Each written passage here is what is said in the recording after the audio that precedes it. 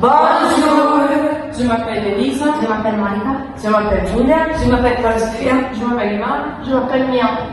Nous venons d'Italie. Cet projet a été magnifique. La semaine s'ouvre officiellement à l'Institut Maria Zambrano avec la formation du groupe de travail. Après une visite guidée de l'établissement et de la ville de Torre del Mar, l'après-midi est consacré à des activités brise-glace, à des jeux de plage pour renforcer le lien entre les élèves. Torre del Mar, c'est une très belle ville et ce qui m'a le plus touché, c'est la proximité.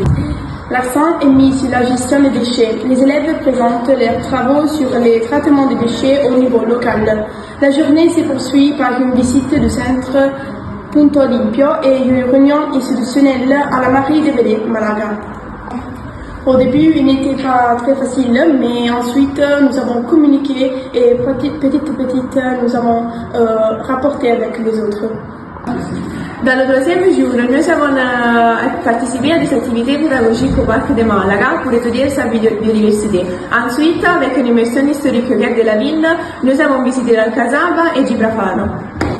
Oui, je pense que le système de gestion des déchets est très simple entre les différents pays parce qu'il est très similaire aux méthodes porte-à-porte que nous avons en Italie. Les 4 jours, nous avons exploré le patrimoine naturel de la région en visitant la célèbre grotte de Neha. L'activité pédagogique se poursuit ensuite au jardin botanique de Tunda, où les élèves ont observé de près les fleurs locales et réfléchi à l'importance de la conservation. Selon moi, pour protéger la nature, nous devons améliorer notre responsabilité pour respecter l'écologie et améliorer le climat. Le dernier jour d'activité est axé sur l'écologie pratique et le nettoyage de l'embouchure de forêt de Velay et la visite d'une plantation d'espèces indignées.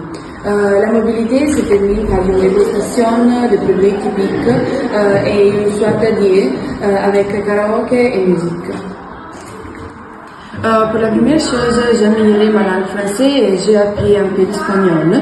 Ensuite, pour les leçons de ma vie, j'ai appris l'importance de préserver la nature. Ce projet s'est développé dans 5 jours